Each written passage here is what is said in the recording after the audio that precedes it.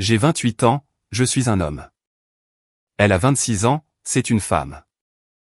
Nous sommes sortis ensemble pendant environ 1 an et demi. Rien de dramatique, pas de tromperie que je sache, juste une lente érosion que j'ai continué à prétendre être une phase. Vous voyez le genre. Moins d'affection, plus de sarcasme, tout ce que vous faites est, d'une manière ou d'une autre, légèrement faux. Il y a environ 2 mois, elle m'a proposé de prendre un café. Rien que cela aurait dû m'alerter. Elle n'a jamais voulu discuter des problèmes à moins d'avoir déjà pris sa décision. Elle n'a même pas fait semblant d'être nerveuse. Elle a simplement entouré sa tasse de ses 2 mains, a soupiré de façon théâtrale et a dit « Je pense que nous devrions juste être amis, pas faire une pause, pas essayer de réparer les choses. » Amis. Puis elle m'a asséné la phrase qui m'agace encore quand j'y pense, « Tu comptes vraiment beaucoup pour moi. » Simplement, je ne te vois plus de cette façon. J'ai attendu la suite. Il n'y en avait pas. Alors, j'ai dit « D'accord, parfait. » Cela l'a en fait décontenancé. Elle a cligné des yeux et a dit « Attends, vraiment ?» Oui, ai-je répondu. Ami. Elle a souri, visiblement soulagée. Elle a commencé à expliquer à quel point ce serait mature de notre part, combien elle ne voulait pas me perdre, combien j'étais l'une de ses personnes les plus importantes. Elle a même plaisanté sur le fait que rien n'allait vraiment changer. C'était la partie que je n'ai pas corrigée, car dans ma tête, quelque chose s'est déclenché. Je n'étais pas en colère. Je n'étais pas le cœur brisé. J'étais lucide. Les amis ont des règles. Les amis n'ont pas les privilèges du petit ami. Les amis n'ont pas un soutien émotionnel sur demande. Les amis n'ont pas accès à mon temps juste parce qu'ils s'ennuient ou se sentent seuls. J'ai payé mon café, lui ai souhaité bonne chance et je suis parti. Plus tard dans la soirée, elle m'a envoyé un texto comme si de rien n'était. Elle a envoyé un mème, puis un autre. Puis Weed, qu'est-ce que tu fais? C'est là que j'ai réalisé qu'elle pensait que, simplement ami, signifiait la même attention, mais sans aucune responsabilité. J'ai décidé de ne pas discuter. J'ai décidé de lui montrer à la place. Le changement a été immédiat. C'est ce qui m'a surprise. Le lendemain matin de la discussion sur l'amitié, elle m'a envoyé un texto comme d'habitude, « As-tu bien dormi ?» Je n'ai répondu qu'après le travail. Pas pour être mesquin, juste parce que j'étais occupé par ma vie. Quelque chose qu'elle n'avait apparemment pas pris en compte dans ce nouvel arrangement. Quand j'ai finalement répondu, j'ai gardé un ton léger, amical, court. Ouais. J'espère que ça va. Pas de question de suivi, pas d'ouverture pour un long point de situation émotionnelle. Elle l'a remarqué. Ce soir-là, elle m'a appelé. Pas en FaceTime, un appel normal, comme si elle s'attendait à de l'intimité et de l'attention. J'ai laissé sonner 2 fois avant de décrocher. « Salut », dit-elle. « Tu as l'air distant. » Je ne suis pas distant, ai-je répondu. Je rentre tout juste de la salle de sport. Il y a eu une pause. Oh, tu me textos d'habitude quand tu rentres. Ouais, ai-je dit. D'habitude. Elle a ri nerveusement. D'accord. Alors, qu'est-ce que tu fais ce soir? J'y ai réfléchi une seconde, puis j'ai répondu honnêtement, je dîne avec un ami. Elle s'est animée. Oh, qui? Juste un ami, ai-je dit. Cela l'a agacé. Je l'ai entendu. Lequel? J'ai souri pour moi-même. Est-ce que ça a de l'importance? Encore une pause. Plus longue cette fois. Eh bien, je pensais juste qu'on pourrait peut-être se voir, a-t-elle dit. Comme avant, tu sais, en tant qu'ami. La voilà. L'attente. Je ne peux pas ce soir, ai-je dit. Peut-être une autre fois. Elle a poussé un soupir sec et théâtral. Waouh, tu as changé vite. Non, ai-je dit calmement. C'est nous qui avons changé. Elle n'a pas aimé cette réponse. Je l'ai senti à la façon dont son ton a changé. Je ne voulais pas dire que nous avons arrêté de nous parler. Nous ne l'avons pas fait. J'ai dit, nous parlons en ce moment même. Silence. Après avoir raccroché, j'ai réalisé quelque chose d'important. Elle ne me manquait pas. Elle regrettait l'accès. La réassurance, la disponibilité constante, le filet de sécurité de savoir que j'étais là dès qu'elle s'ennuyait, se sentait insécurisé ou seul. Les amis ne fonctionnent pas comme ça. Au cours des jours suivants, j'ai continué à faire exactement ce que j'avais dit que je ferais. Je la traitais comme n'importe quel autre ami. Je n'annulais pas mes plans pour elle. Je ne répondais pas immédiatement. Je ne jouais pas au thérapeute. Quand elle se plaignait de son travail, elle a commencé à se braquer. Petit commentaire, petite pique. Ça doit être agréable de ne plus s'en soucier. Tu agis un peu froid. Je suppose que je comptais moins que je ne le pensais. Je n'ai pas discuté. Je n'ai pas expliqué. J'ai simplement maintenu mes limites là où elles étaient. Et c'est là qu'elle a commencé à devenir méchante. Pas ouvertement. Subtilement. Le genre de comportement qui n'apparaît que lorsque quelqu'un réalise qu'il a perdu le contrôle, mais qu'il ne l'a pas encore admis à lui-même. Environ une semaine après notre nouvelle amitié, elle a cessé de faire semblant que tout allait bien. Cela a commencé petit. Elle répondait plus lentement, puis soudainement envoyait 2 messages si je n'interagissais pas comme avant. Elle envoyait des messages vagues comme « Waouh, je suppose que je sais où j'en suis ». Quand je lui demandais ce qu'elle voulait dire, elle répondait « Rien ». Oublie ça. Classique. Un soir, elle m'a demandé si je pouvais l'aider à déplacer une étagère. Normalement, j'aurais laissé tomber tout ce que je faisais. Au lieu de cela, j'ai vérifié mon agenda et j'ai dit « Je ne peux pas ce soir ». Elle n'a pas aimé ça. « Tu n'as jamais dit non avant », a-t-elle lancé. « Je sais », ai-je répondu. C'était quand nous étions en couple. Il y eut une longue pause avant qu'elle ne dise « Tu te plonges vraiment dans ce truc d'amitié, hein ?» C'était ton idée. Elle a ri, mais ce n'était pas amical. Mon Dieu, tu es si littéral. Je ne voulais pas dire que tu as cessé d'être là pour moi. J'ai failli souligner que les amis ne s'attendent pas à du travail gratuit sur demande, mais j'ai laissé tomber. Pas de leçon, pas d'explication, juste des limites. C'est là que la culpabilisation s'est intensifiée. Elle évoquait des souvenirs au hasard. Tu te souviens quand tu venais juste parce que, ou, mes amis continuent de me demander pourquoi tu ne t'en soucies plus. Elle présentait cela comme de l'inquiétude, mais c'était une accusation enveloppée de nostalgie. Je suis resté cohérent, poli, même chaleureux, mais indisponible. Puis est venu le commentaire qui a tout rendu parfaitement clair. Nous textions sur le travail et elle a laissé tomber avec désinvolture, c'est bizarre de te voir agir comme si tu ne me voulais plus. J'ai fixé mon téléphone pendant un long moment avant de répondre. Je ne te veux pas, ai-je écrit. Tu as dit que nous étions amis. Ce message a touché une corde sensible. Elle a répliqué presque instantanément, waouh. Alors c'était si facile pour toi. Facile. Comme si j'attendais la permission de me détacher. Comme si l'année et demie précédente ne m'avait pas lentement épuisé. Non, ai-je tapé. Ce n'était pas facile. C'est juste clair. Elle n'a pas répondu après cela. Pas pour le reste de la nuit. Le lendemain matin, cependant, elle a posté une story. Rien d'évident. Juste un selfie avec la légende, certaines personnes ne se soucient que lorsqu'elles sont nécessaires. J'ai regardé, posé mon téléphone et j'ai continué ma journée parce qu'à ce moment-là, je savais exactement ce qui se passait. Elle ne voulait pas de moi comme petite amie. Elle ne voulait juste pas que j'arrête d'agir comme tel. Les choses ont pris une tournure au moment où elle a réalisé que la culpabilité ne fonctionnait pas. Elle a changé de stratégie. Soudain, elle est redevenue douce. Des messages de prise de nouvelles inattendues, des compliments qui semblaient en retard d'une semaine. Tu es vraiment en forme ces derniers temps, m'a-t-elle envoyé un après-midi, suivi d'un clin d'œil que je n'avais pas vu depuis que nous étions encore ensemble. J'ai répondu avec un pouce levé. Cela n'a pas bien fonctionné. Ce soir-là, elle m'a demandé si je voulais prendre un verre. Juste comme avant, a-t-elle dit en tant qu'amie. J'ai accepté à mes conditions. Un verre, lieu public, pas de déambulation tardive vers l'appartement de l'un ou l'autre. Elle est arrivée habillée comme pour un rendez-vous. Pas décontractée, mais intentionnelle. Le genre de tenue qu'elle portait quand elle voulait de l'attention, mais ne voulait pas la demander directement. 5 minutes après, elle se plaignait déjà. Tu as été vraiment distant, a-t-elle dit, remuant son verre de façon agressive.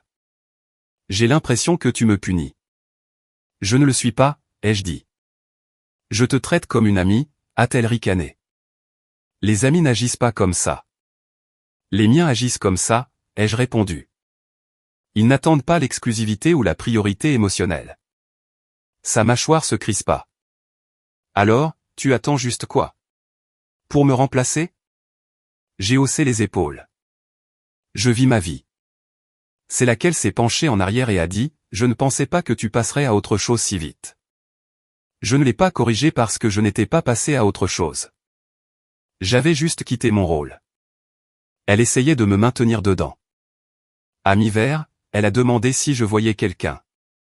Non, ai-je dit. Ses épaules se sont détendues instantanément. Elle n'a même pas essayé de le cacher. Puis elle a dit avec désinvolture, bien. Je détesterais que les choses deviennent bizarres entre nous. Ce fut le moment où j'ai tout compris. Elle ne voulait pas de moi. Elle voulait que je sois disponible. Quand nous sommes partis, elle a essayé de me faire un câlin. Un long, familier. J'ai reculé et lui ai donné la même accolade rapide sur l'épaule que je donne aux collègues. Son sourire s'est figé. Tu es vraiment sérieux à ce sujet, a-t-elle dit. Oui, ai-je répondu. C'est toi qui as demandé d'être amie. Elle m'a regardé partir comme si elle venait de réaliser qu'une règle qu'elle avait établie ne jouait pas en sa faveur. Et quelques jours plus tard, complètement par hasard, j'ai rencontré quelqu'un qui a rendu tout cela très gênant pour elle. Elle s'appelait Lily. Je ne l'ai pas rencontrée d'une manière dramatique digne d'un film. Elle travaillait au marketing dans une entreprise de technologie située dans la rue de mon bureau.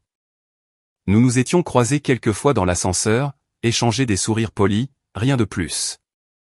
Le genre de personne que vous trouvez attirante, mais à laquelle vous ne pensez plus.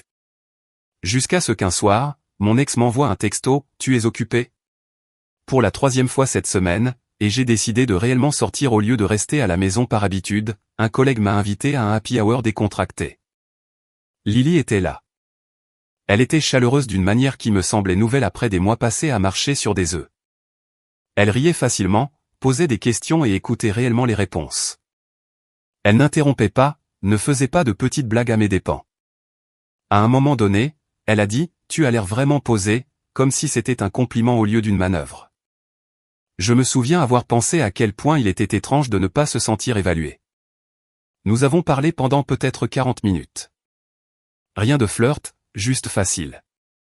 Quand elle a mentionné qu'elle travaillait avec mon ex, dans le même immeuble, mais à un étage différent, cela n'a presque pas eu d'importance. À la fin de la soirée, elle a dit, « Quelques-uns d'entre nous vont prendre un café ce week-end si tu veux te joindre à nous. » J'ai dit, oui. Je n'ai rien envoyé à mon ex à ce sujet. Je n'en ai pas ressenti le besoin. 2 jours plus tard, j'ai posté une story inoffensive. Photo de groupe. Tasse à café. Rien d'incriminant. Lily a été taguée par quelqu'un d'autre, pas par moi. 1 heure plus tard, mon téléphone a vibré. C'est Lily de mon bureau? J'ai fixé le message, puis j'ai répondu honnêtement, oui, nous sommes amis. Ce mot à nouveau. Amis. Elle n'a pas répondu pendant un moment, puis, waouh, c'est allé vite. J'ai failli rire. Vite comparé à quoi? Au purgatoire émotionnel dans lequel elle m'avait mis. Au mois de détachement lent. J'ai tapé en retour, tu as dit que tu voulais être ami. 3 points sont apparus, ont disparu, puis sont réapparus. Je ne voulais pas que ce soit comme ça. J'ai posé mon téléphone parce que pour la première fois depuis la rupture, quelque chose semblait véritablement nouveau. Et j'avais le sentiment qu'elle était sur le point d'apprendre que, simplement ami, ne signifiait pas, toujours à moi quand j'en ai envie. Les choses se sont envenimées rapidement après cela. La prochaine fois qu'elle m'a envoyé un texto, le ton était différent. Sec, sur la défensive. Alors, tu passes vraiment du temps avec Lily maintenant? J'ai répondu de la même manière que je répondrais à n'importe quel ami posant une question. Oui, nous prenons un autre café cette semaine. Elle n'a pas répondu pendant quelques minutes. Puis, tu sais que c'est bizarre, non? Bizarre m'a fait sourire. Il y a un mois, elle était à l'aise pour réécrire les règles de notre relation à la volée. Maintenant, soudainement, les règles comptent. Pourquoi est-ce bizarre, ai-je demandé. Parce que toi et moi sommes toujours. Elle s'est interrompue, puis s'est corrigée. Amis, tout comme Lily et moi. C'est là que la méchanceté a cessé d'être subtile. Elle a commencé à envoyer des paragraphes. Comment c'était irrespectueux. Comment c'était louche de fréquenter quelqu'un avec qui elle travaillait. Comment Lily n'était même pas si géniale et avait la réputation de flirter avec tout le monde. L'amertume transparaissait dans chaque phrase. Je n'ai défendu ni Lily, ni attaqué mon ex. J'ai juste continué à répondre calmement, uniformément, comme je le ferais avec n'importe quel ami qui dépasse les bornes. Je ne vois pas le problème, ai-je écrit. Les amis n'ont pas un droit de veto sur la vie amoureuse des autres. Ce message l'a mise hors d'elle. Waouh. Alors maintenant, tu essaies de me faire du mal exprès. La voilà. L'hypothèse selon laquelle mes décisions de vie tournaient autour de son confort émotionnel. Je ne te fais rien, ai-je répondu. Je ne te priorise juste plus. Elle m'a laissé en lecture pour le reste de la nuit. Le lendemain matin, elle a posté une autre story. Celle-ci moins vague, une citation sur les gens faux et sur le fait de regarder qui change quand ils pensent qu'on est remplaçable. J'ai presque admiré le manque de conscience de soi. Plus tard dans la journée, Lily m'a envoyé un texto, « Salut, juste pour que tu le saches. Ton ex a été plutôt froide avec moi au travail aujourd'hui. Est-ce que je suis entré dans quelque chose ?» J'ai fixé l'écran, puis j'ai répondu, « Honnêtement, tu n'as rien fait de mal. » Elle n'aime juste pas les limites. Lily a répondu avec un emoji qui rit et a dit, « Bon à savoir. » Cette aisance, ce manque de drame. Cela semblait irréel. Et c'est là que j'ai compris. Mon ex n'était pas contrariée parce que je sortais avec quelqu'un. Elle était contrariée parce que je le faisais sans lui demander la permission d'abord. Et elle était à court de moyens de prétendre que, simplement ami, signifiait toujours le contrôle. Elle n'est pas venue me trouver directement après cela. Au lieu de cela, elle a essayé de passer par-dessus moi. Un ami commun m'a envoyé un texto une nuit complètement par surprise. « Et mec, ça va ? Elle dit que tu es un peu en train de te laisser aller. » J'ai réellement éclaté de rire. J'ai répondu, « Je vais très bien. » Pourquoi ? Il s'avère qu'elle avait dit aux gens que j'agissais de manière inhabituelle, que j'étais passif-agressif, que je n'étais clairement pas passé à autre chose. Selon elle, sortir avec Lily était une sorte d'arc de vengeance. La partie drôle, c'est qu'elle n'a jamais mentionné une seule fois que c'était elle qui avait demandé d'être juste amie. Quelques jours plus tard, elle m'a enfin confronté en face à face. Elle m'a coincé devant un bar où nous allions tous les deux, les bras croisés, une expression déjà chargée. « Alors, tu sors vraiment avec elle ?» dit-elle d'un ton neutre. « Oui », ai-je répondu. Elle a secoué la tête comme si elle était déçue de moi. « Je ne pensais pas que tu étais ce genre de gars. »« Quel genre ?» ai-je demandé. « Le genre qui passe à autre chose avec quelqu'un que je vois tous les jours », a-t-elle lancé. C'est embarrassant. « Pour qui ?» ai-je demandé. Elle a ouvert la bouche, puis l'a refermée. « Tu sais ce que je veux dire ? » Non, ai-je dit calmement. Je ne sais pas. Cela l'a fait déraper. Tu fais ça pour prouver quelque chose, a-t-elle dit. Tu veux que je me sente remplacé ? Je l'ai regardé une longue seconde avant de répondre. Tu t'es remplacé toi-même quand tu m'as rétrogradé au rang d'ami, mais que tu attendais toujours un comportement de petit ami. Son visage est devenu rouge. Ce n'est pas juste. La façon dont tu m'as fait languir non plus, ai-je répondu. Elle a ricané. Et alors ? Lily est ta copine maintenant ? Oui, ai-je dit. C'était la première fois que je le disais à voix haute. Et au moment où je l'ai fait, j'ai senti à quel point c'était vrai. Elle a ri, sèchement et amèrement. Bonne chance. Elle aussi se lassera de toi. Je n'ai pas pris ma défense. Je n'ai pas défendu Lily. J'ai juste souri légèrement et j'ai dit, peut-être, mais elle ne s'attendra pas à avoir accès à ma vie après m'avoir laissé partir. Elle est restée là, stupéfaite, comme si elle venait de réaliser que quelque chose d'irréversible s'était produit. Et pour la première fois depuis la rupture, ce n'était pas elle qui s'éloignait. C'était moi. Après cette confrontation, les choses sont devenues inconfortables rapidement. Pas bruyantes, pas dramatiques, juste des teintes dans cette manière lente et bouillonnante qui vous dit que quelqu'un rejoue les conversations dans sa tête et n'aime pas la fin. Elle a cessé de m'envoyer des textos, ce qui était honnêtement un soulagement, mais elle n'a pas cessé de regarder. Lily l'a mentionné avec désinvolture un soir pendant que nous préparions le dîner chez moi. Ton ex n'arrête pas d'apparaître sur mon Instagram, a-t-elle dit, à moitié en riant. Elle a regardé ma story d'hier, genre immédiatement. J'ai haussé les épaules. Elle est très connectée. Lily a levé un sourcil. Est-ce que ça va être un truc? Cette question importait plus que toutes les stories passives-agressives de mon ex réunies. Non, ai-je dit, et je le pensais. La différence avec Lily était subtile, mais constante. Elle ne demandait pas à qui d'autre je parlais. Elle n'avait pas besoin d'être rassurée sur son importance. Quand je disais que j'étais occupé, elle me croyait au lieu de le prendre comme une insulte personnelle, ce qui rendait le contraste impossible à ignorer. Quelques jours plus tard, mon ex a finalement rompu son silence avec un pavé de messages. Pas de salutation, pas de contexte, juste droit au but. Elle disait qu'elle se sentait mise au rebut, que c'était faux à quelle vitesse je l'avais remplacée, que je n'avais clairement jamais tenu autant à elle qu'elle le pensait. Elle accusait Lily d'être un pansement émotionnel et moi d'être émotionnellement fuyant. J'ai lu une fois, puis encore, lentement.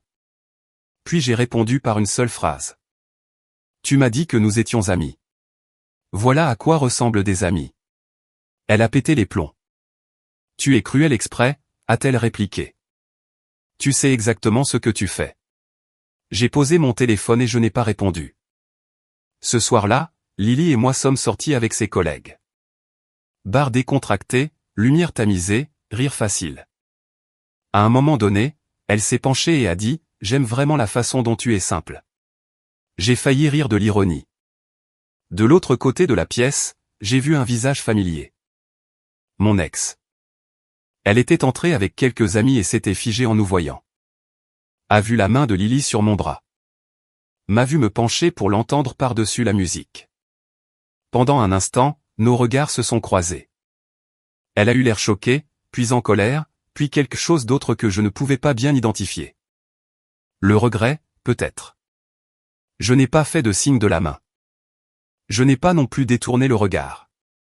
Je me suis juste tourné vers Lily et j'ai continué à parler.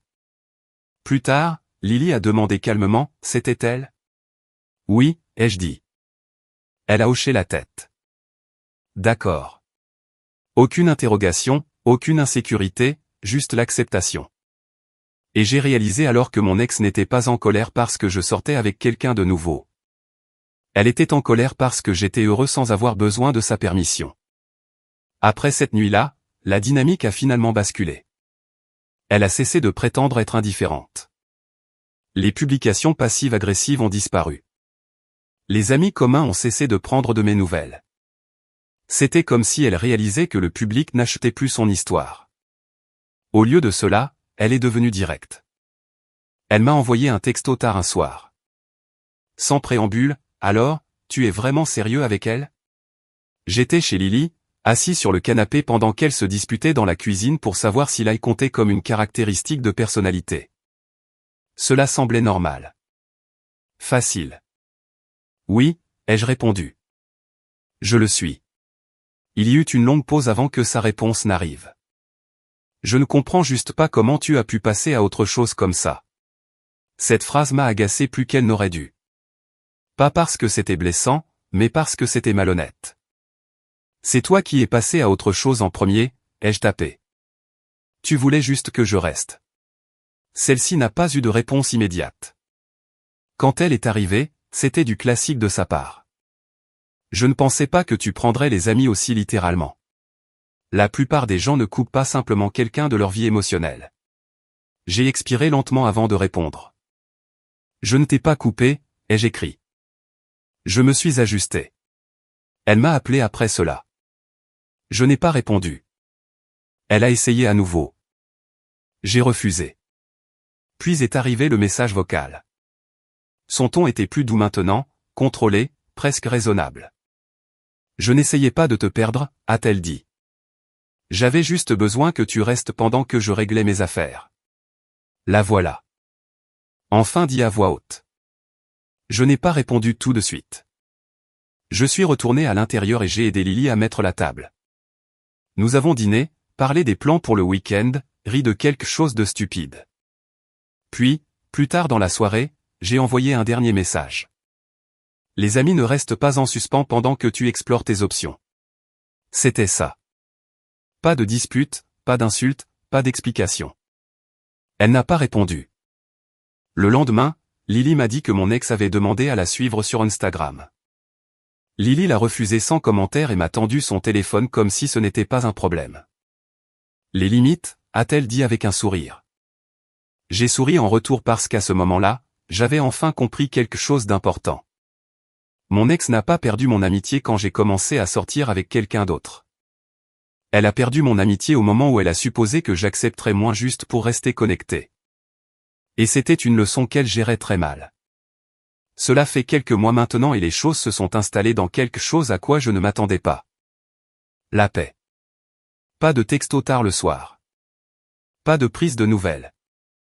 Pas de stories passives-agressives destinées à moi.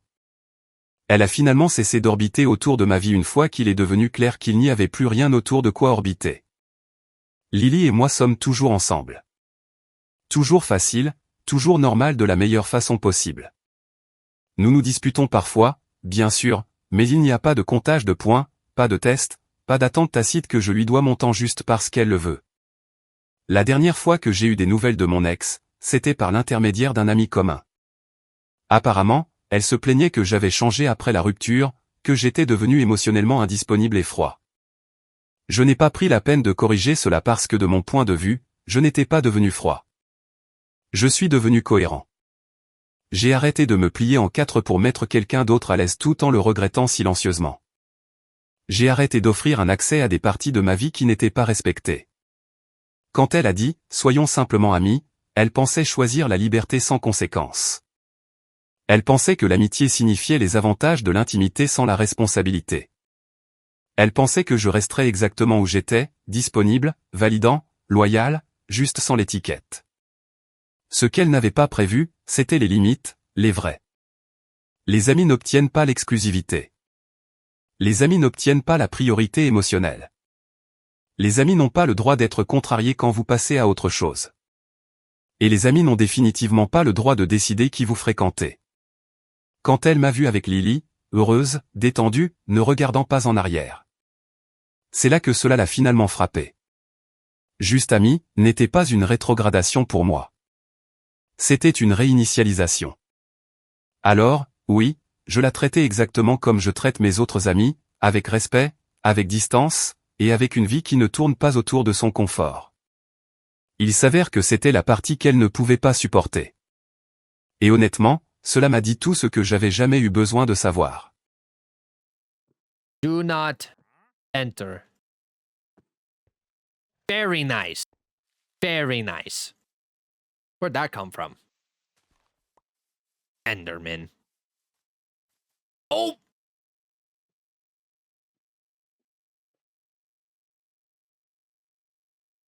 Why didn't you tell me Elaine was here? Nothing's happening. I don't know what you're talking about. I think it's all right. What are you working on? Yeah, let's go on to the next conversation. We're working on a nice little shopping district over here of beautiful, beautiful little city. Nice little nuclear winter city through here. Nothing happened. Where's the theater? What theater? I don't know what theater you're talking about. Steve 1 needs a statue in his honor.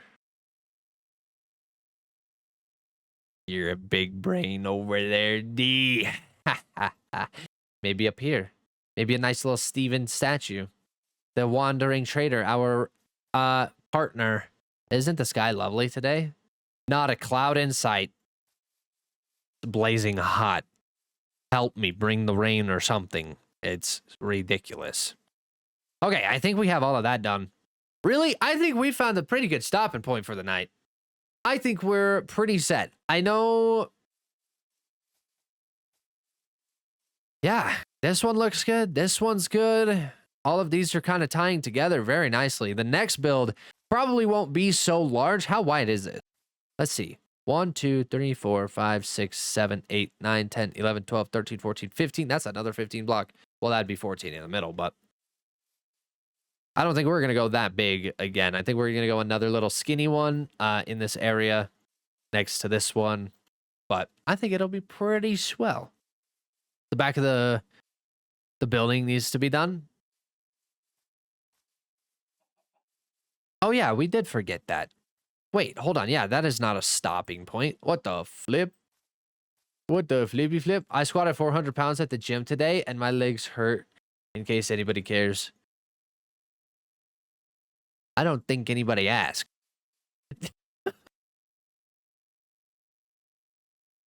I'm sorry. I'm sorry. You should do like Mount Rushmore. I did that in season 1. We did that with Kinger's face and my face. Sorry, Chris.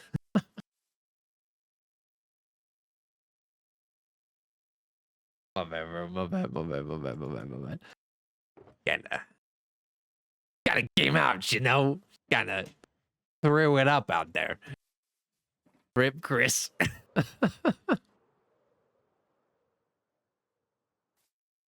Sorry, bro. Sorry.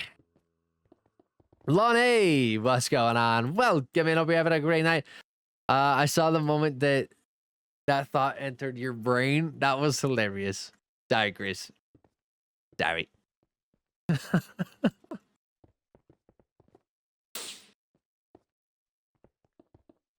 We don't have too much to go either. We'll just go 3 at a time. Just kinda spam this. Sit here. Hang out.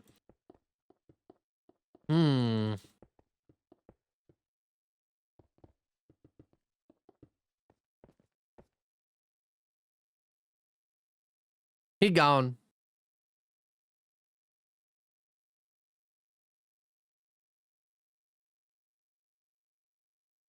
No business.